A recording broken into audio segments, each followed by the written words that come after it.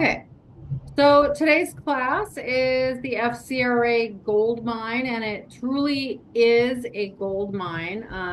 You can definitely turn these violations into a very profitable part of your business. So we're going to go over the top 10 violations tonight. We're going to go over the law firm that I use. We do not have the attorney with us tonight, unfortunately. He only comes on about once a quarter with us, but he'll probably join us next time, next month. But so let's just kind of jump in. Are you seeing my next slide? Perfect. Okay.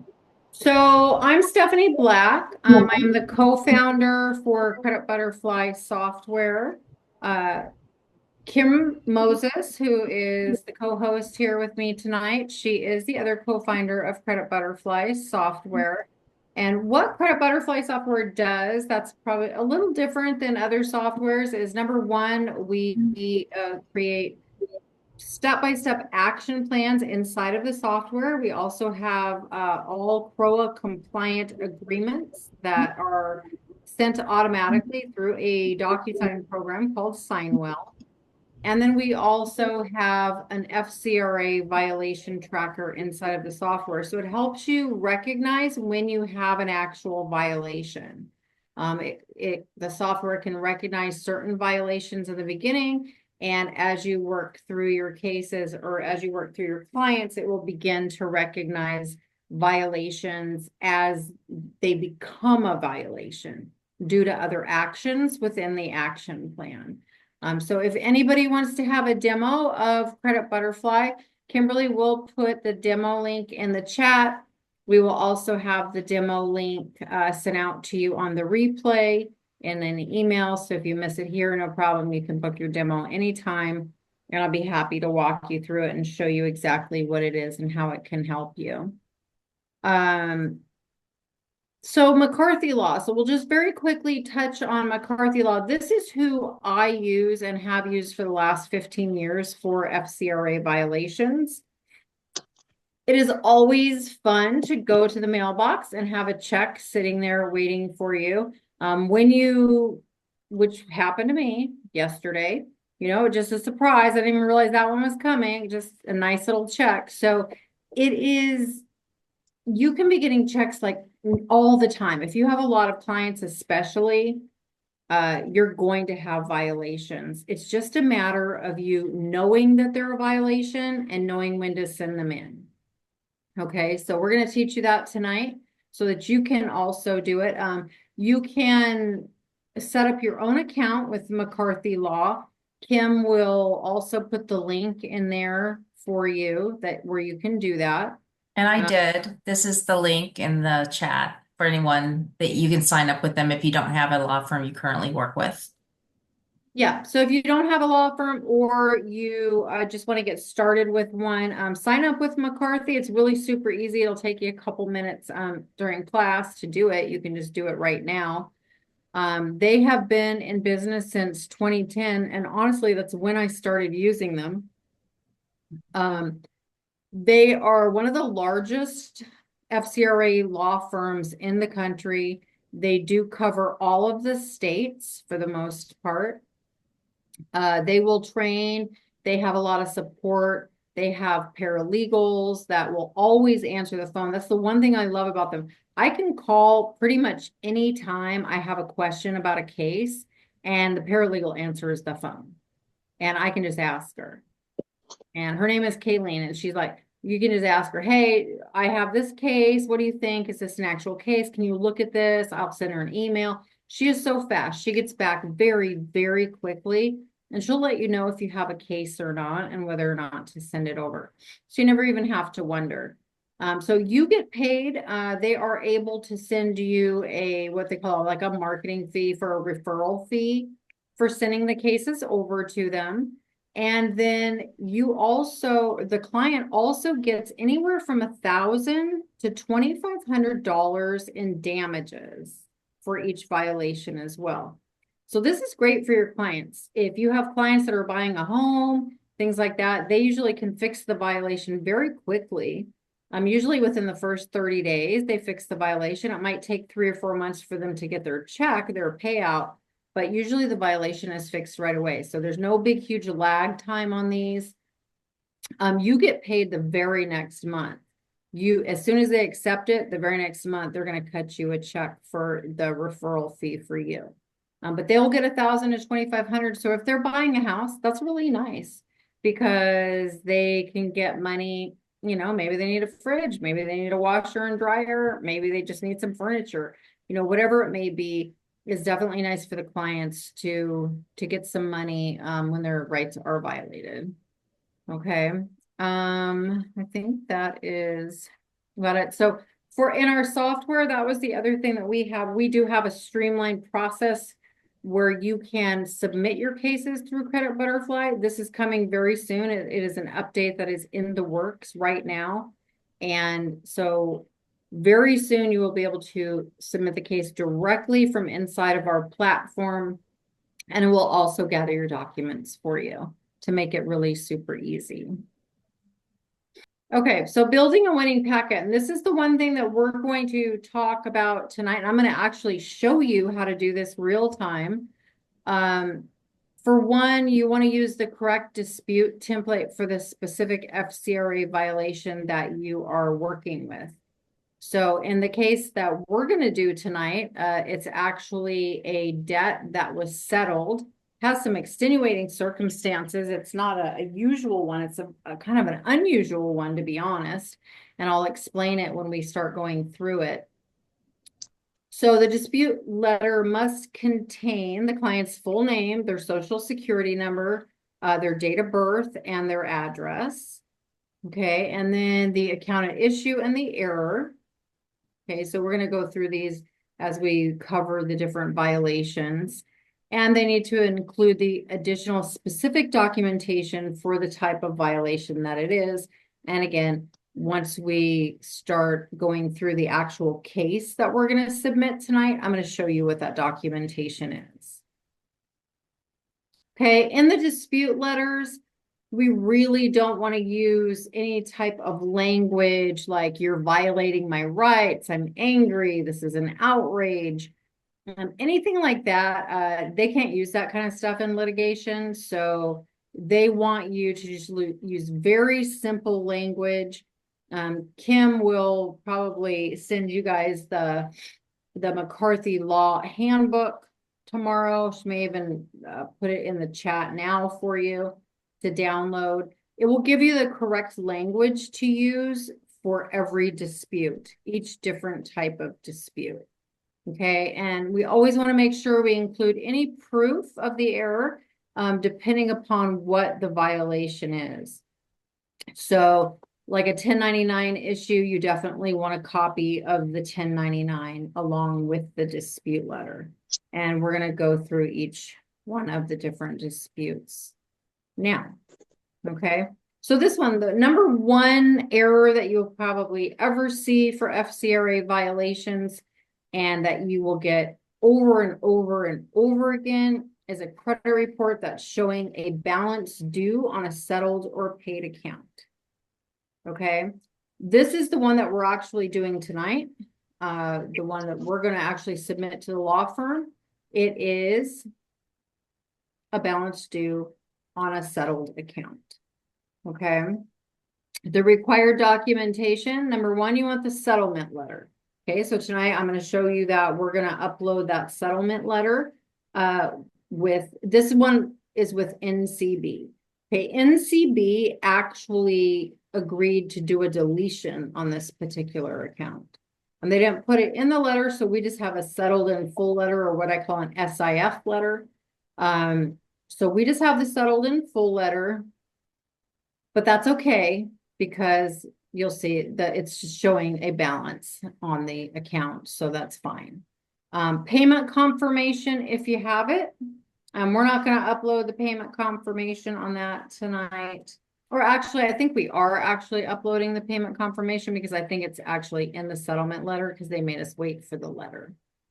Bank statements showing payments, etc. We don't need that with this one. And then here is the actual dispute that you would use for this one is my credit report is showing a debt owed to, in this case, NCB in the amount of X amount of dollars. This account was settled in full with NCB and there's no balance due and owing. I'm requesting this inaccurate information be updated to reflect the settlement. If there's any confusion, I suggest you contact myself or a representative from NCB to verify the settlement. Okay, that is appropriate language for the dispute. And again, this is the number one thing, a balance due on a settled account where they never update the balance to 0.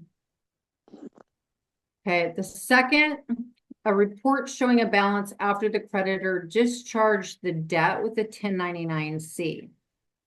Now, this one is a little tricky. It's a little different because on the 1099-C ones, they won't fix it. You can send the dispute letter in and it's fine to go ahead and send the dispute in, but they will not change it. They will not fix it. They will not report it as a 0 balance. But when a creditor does issue a 1099-C, it is supposed to report as a 0 balance, and they will litigate this, but they will not correct it when you send it in. It's a little bizarre, but that is the case. They always win on these. So if your client has a copy of a 1099-C, and Chase is notorious for this, if you have a copy of it, you can send this dispute in. They're not going to fix it, and then just send it in as a violation. Okay, and again, the language for this would be my credit report is displaying a debt owed to Chase Bank in the amount of X. This information is inaccurate as the debt was discharged and a 1099-C was issued by Chase Bank. See the attached 1099. If there's any confusion, I suggest you contact myself or a customer service representative. Number 3, duplicate accounts on the credit report. Again, this is a huge one that you will find all of the time. This is probably the second main violation that you will find on credit reports is a duplicate account. This is when it's reporting the same collection agency or the same furnisher, just 2 separate times as a total duplicate. Same account number, same amount, everything like that. For documentation, you just want copies of the disputes asking to delete one of the accounts. And the verbiage is my credit report shows a debt owed to blank twice. When I only have one account with blank, I am requesting that you remove one of the duplicate accounts. If you have any questions about this, please contact myself or a furnisher to verify. Again, these are really easy to spot. Credit Butterfly, our software, spots this actual violation for you. When you import the credit report, it will show you if you have a duplicate and that it's an actual violation. Debt buyer and original creditor both reporting a balance due. Here's another one. You're going to find this all the time. Okay, the debt buyer and the collection agency cannot both report a balance. They both can report on the actual credit report. That's not a violation. So you can have Capital One and you can have LVNV funding or Midland funding or portfolio recovery reporting, but only the debt buyer can be reporting a balance. So the original creditor will show a 0 balance. Okay, always if they're both reporting. So it's okay for them both to report, because this is a question I get a lot is can they both actually be on the report? And the answer to that is absolutely yes, they can, but they cannot both report a balance due. Okay, so the documentation for this one, my credit report shows debts owed to Capital One and to Midland Funding. These 2 accounts are the same account. Capital One in the amount of blank, And I'm requesting that you remove one of the duplicate accounts if you have any questions. It's actually, I don't even think this, requesting that you remove one of the balances. This is wrong, this slide. Kimberly, if you can make a note of this so we can correct this slide. Sure, what is wrong with it? I'm requesting that you remove one of the duplicate accounts. It's actually, I'm requesting that you remove one of the, I guess it could say that, but I'd like it better with balance. So if you have any question about this, please contact myself or the furnisher to verify. Okay, I think this was straight out of the McCarthy law book. Yeah, I don't like the way they worded that with duplicate account, but that's how Beth, they I have like a quick it. question regarding that one that you just, the last slide. yeah, sure. On what I come across all the time is one account will report to like one bureau from the original creditor, and then the other two will report from the third party collection. Why is that? That's okay, as long as they're not both on the bureau. Sometimes that happens. I see that too, where Yeah. you'll have like one's got the original creditor on there and then one's just showing maybe they're only reporting to two of the bureaus. Correct. An agency, yeah. And the other one. So that's okay, as long as they're not both on there showing the balance. And there's a couple other questions. Somebody said, I thought if a debt was sold without your authorization, it's a violation. No. Yeah, that That would be is nice. just bad information that they're spewing on TikTok. So, yep, you got to watch that stuff. That there's a lot of misinformation out there. They can sell your debts. You sign things in the contracts. There's a little fine print that allows them to reassign those debts to others. That's just a whole lot of misinformation, and that is not a violation. They can sell you that all day. And there was one other question. Brenda said she's seen we've seen, and I know we've all seen these. I've seen duplicate accounts, but the last digit in the account number is different and all the other information matches. What can we do about those? That's a violation. If it's an actual duplicate account and they're just switching up an account, they do this. They play these little games sometimes. So yeah, that's still a duplicate account. It's absolutely a violation. Okay, I think that's all the questions for now. Okay. So unknown account on your credit report, this would be in the case of identity theft. Okay, so if you have an account on your credit report that you don't recognize, it could be identity theft or it could be somebody else's account. So for identity theft, you have to do a couple of things that are a little bit different. Number one, you do need to have, you have to file an FTC fraud affidavit. Okay, your client needs to do that. I do that with my client. I say go on a Zoom, have them actually do it, walk them through it.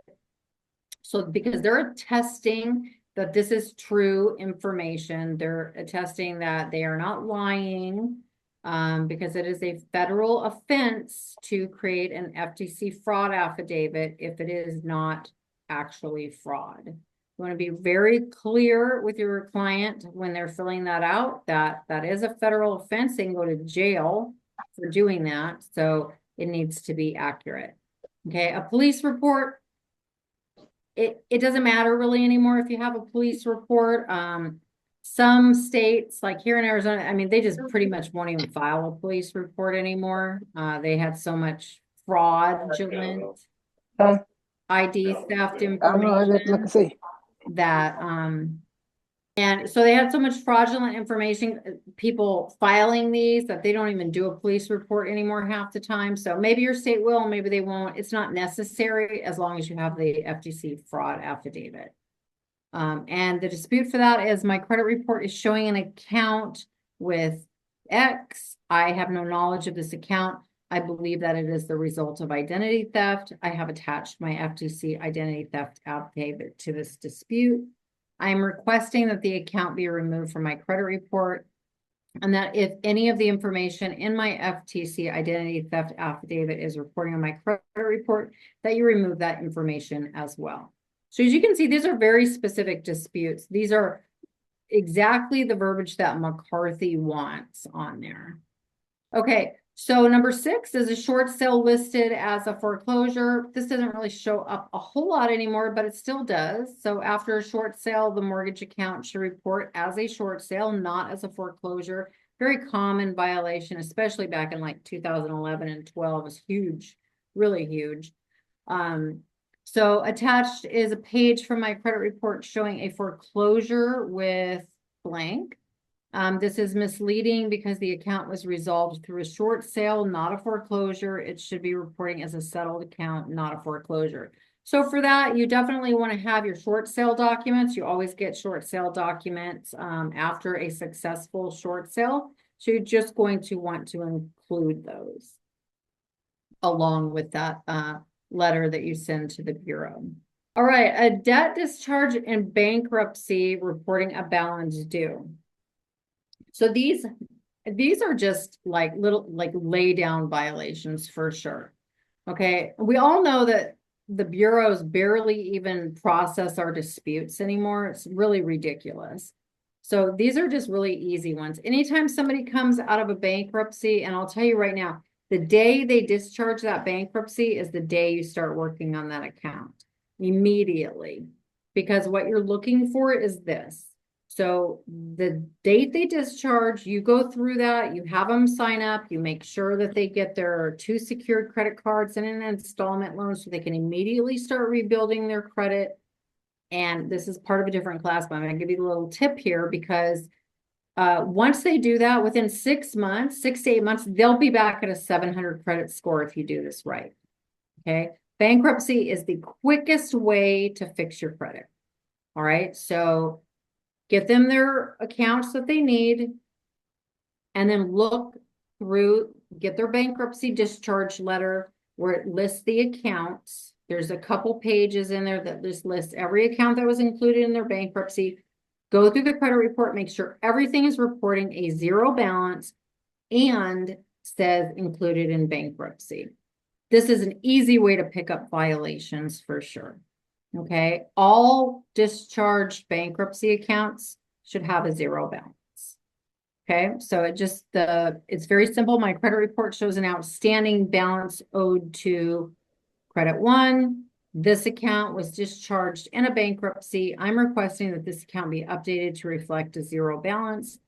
Please contact myself or credit 1 to verify, or you can find the discharge from court records. And then you put in those pages from the bankruptcy. You don't have to do the whole discharge. It's just that 1 or 2 little page that's kind of in the middle of the discharge paperwork that just shows the listing of accounts. Include those pages along with your dispute when you send it to the bureaus.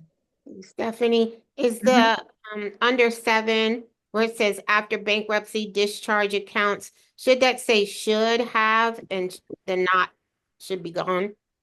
Where the number 7 below it, it says after bankruptcy discharge account should not have Oh, a 0. yeah. Thanks, Kelly. Okay, I just want to make sure. Yes, after bankruptcy discharge, accounts should have a 0 balance. So Kimberly, if you want to. Yeah, I'll fix that. Also, Tanya had a quick question. Is there a certain amount of debt a person has to be in to file for bankruptcy? And I think that's probably something that has to be determined by their lawyer, but. Yeah, so I'm going to give you some feedback on that question because that's an excellent question. So I do what I call a triage of my clients when they come in. So sometimes, like say you have a credit repair client, they come in for credit repair and they're just not sure, should I file a bankruptcy or should I do credit repair? For me, if they have $10,000 or $15,000 or less, and the stuff is pretty old, you have to make some determinations.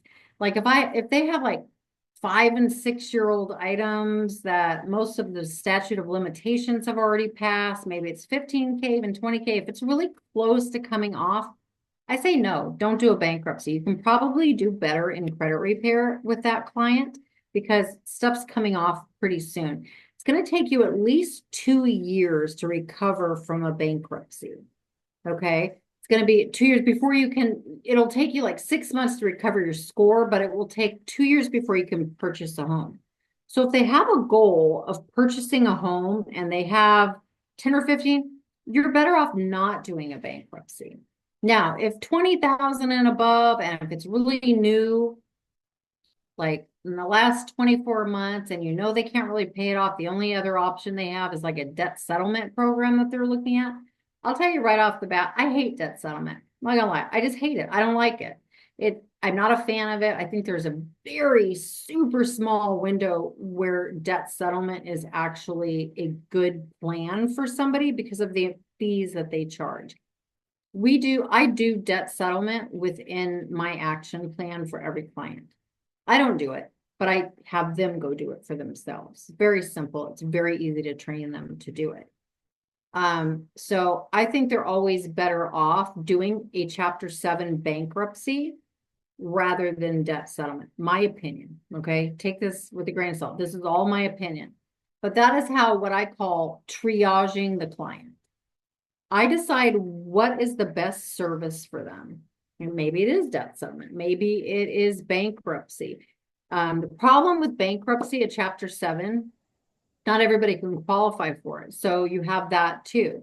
So if they don't own property like homes and things like that, they don't have a bunch of equity in their home, they're much more likely to be able to qualify for a Chapter 7 than if, you know, they own a home and they have a lot of equity. Then they might have to do a Chapter 13, and that's going to take years.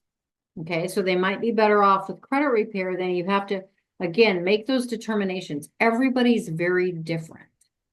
So you have to find out, you know, what is their goal?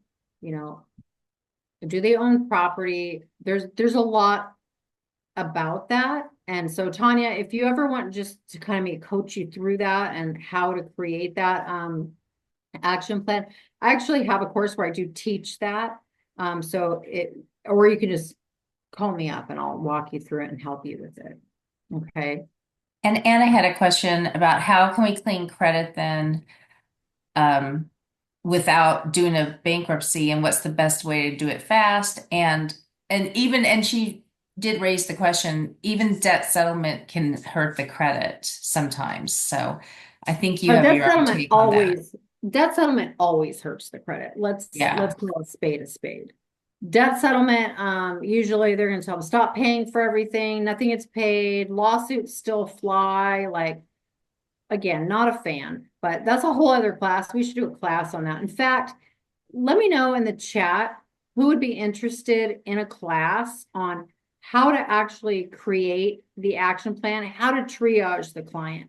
Like how do you decide? Do they need a Chapter 7? Do they need a 13? Do they need debt settlement? Do they need credit repair? What would be the better thing for them? So if you guys are interested in a class like that, where we just go over how you determine who's a good or not a good candidate for credit repair, I'm happy to do that. Yeah, it looks like there's 7 or 8. Yeah, there's quite a few people, I think. Yeah, so we can definitely do a class on it, because that's really a whole class in itself. That'll take us an hour or so. And we'll see these classes go so fast because they're only an hour. So anyways, this one, it's a zero balance. That's what you want to see. A zero balance and included in bankruptcy. Account too old to report. This is an easy one. Negative accounts must be removed after 7 years. If it's past 7 years, it's a violation, bottom line.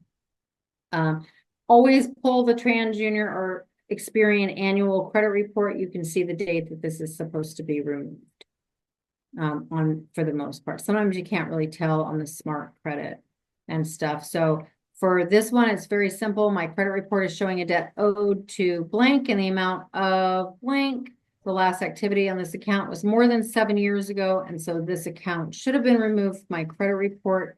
I'm requesting this inaccurate information be removed from my credit report. Very simple, very easy. How you determine the last 7 years is the first late payment that led to the derogatory event or to the charge-off. So whenever that first 30-day late payment occurred that led to the charge-off, that's when you start the 7 years. Okay, mixed files.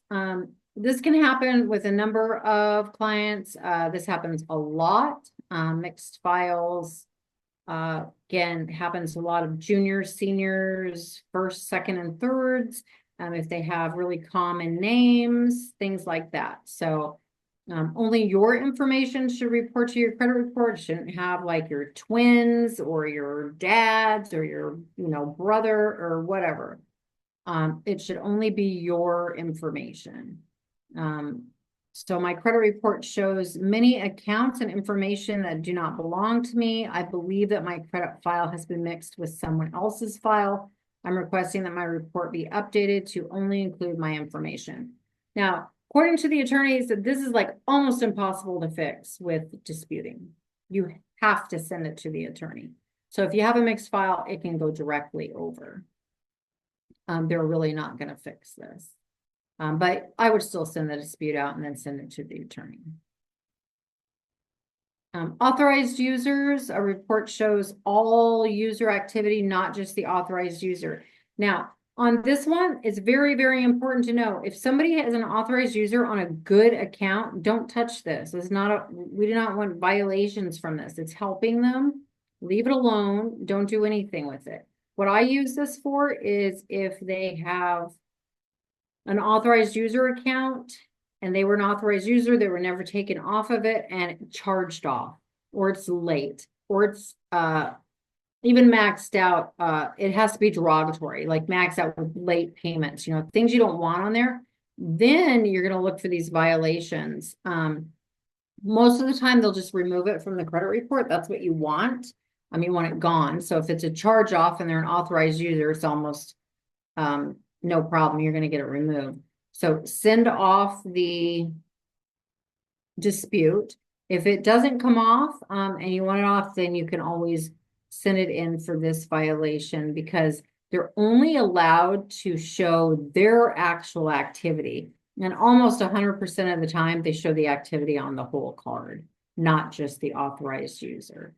So the language for this is my credit report shows account activity on blank that does not correspond to my usage on the account. I'm an authorized user on the account, and all account activity is being reported on my credit report. I'm requesting that my credit report be updated to only include my account activity. Okay, so that's it for the top 10 violations. Does anybody have any questions? We have 20 minutes. I want to make sure we had enough time. I kind of sailed through that so we would have enough time to actually go ahead and upload the actual violation. And I'm going to walk you through how we got to this violation as well. Okay, so before we run out of time, because we have 10 minutes, I'm going to walk you through this case really fast. Okay, so in December, this is the December report of this NCB account. So it's just here, we owe money to Republic Bank and Trust. Now, give you a little background on this client. They're kind of in a hurry. They need to do a refinance. So we were settling things. They didn't want to wait. They didn't want me doing disputes. They just wanted to settle things and get things off. NCB does a pay for delete. So we just went ahead and did a settlement for like, on this one, I believe we settled this account for like $700. So good settlement, easy, just did it, paid it. Okay, so no problem. December report, here you go. It's reporting only on 2 bureaus. Now, January, NCB did what they said they were going to do. They gave us the letter. As soon as the payment cleared, they immediately sent the little thing off to the bureau so that they removed it. It was gone off all bureaus in January. So I don't have January's report because it was completely deleted. There was no NCB. Now we see NCB, the little different amount, $23.92 instead of $24.55, and Experian put it back on after it was deleted entirely, because NCB actually sent it in and had it deleted immediately. So now they put it back on. We did send a dispute letter after we did the settlement. So Experian did receive a dispute letter, and they put this back on after it had been deleted and after they got that dispute letter. So we now have a violation. Okay. So we're going to actually go ahead and submit this case to them. So I'm going to show you how to do that and how easy it is to do that. Let me pull it up really fast so you can see the portal for McCarthy. So here we go. This is the McCarthy Law portal. So we're just going to go submit a case. I'm logged in.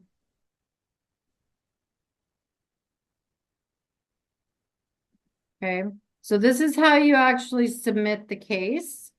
This is the error submission form. It's so simple. You just put in their name, their email, their phone, and their address. So that's all you do on the first section. That's all the information that you need to submit the case. So let me go do that really quick here. Okay, so this is the part that I want to show you here. So this is how you determine what it is and how you file your documents. Very simple to do. All right, so it's going to ask you what type of error that you're submitting to the attorney.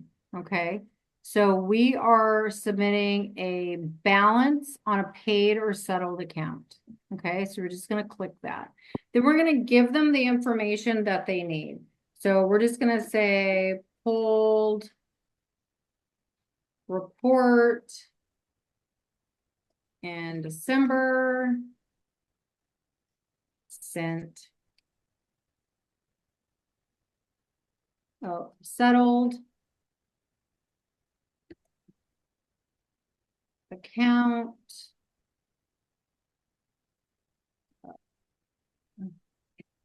December 30th, sent dispute letter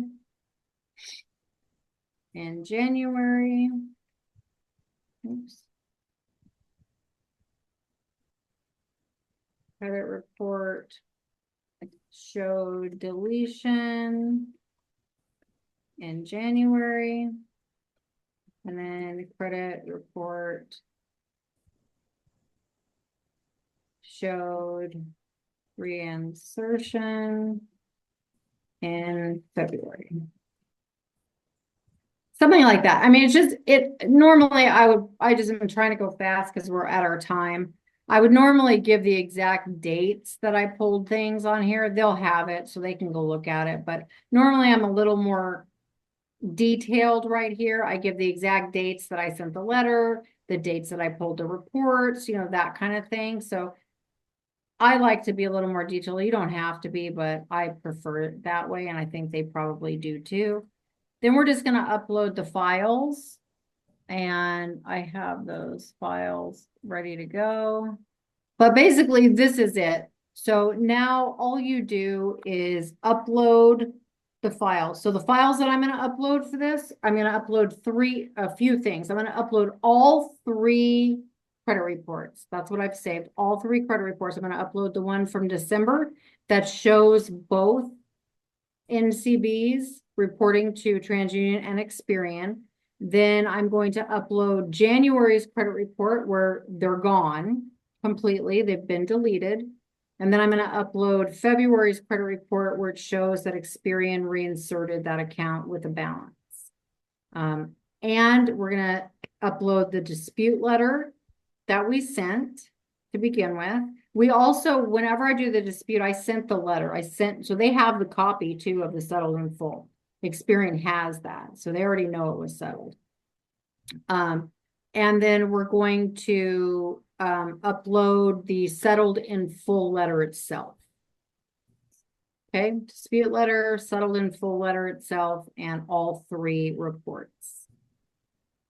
Does anybody have any questions on that? And that's it. That's literally it. Then you just hit next, and then you put in you just add in your actual name of your company. It's already got your own number in there if you've set up an account with them and you've logged in from here. And that's all you do.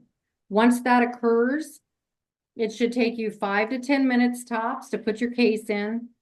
Once you do that, they send an email to your client that says it's been sent over and expect a call from them. And then they send you an email that shows that they received your submission and they'll be reviewing it.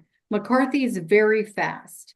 McCarthy will review that typically within 24 hours, 24 to 48 hours. They will review it and they will let you know whether they've accepted it or not.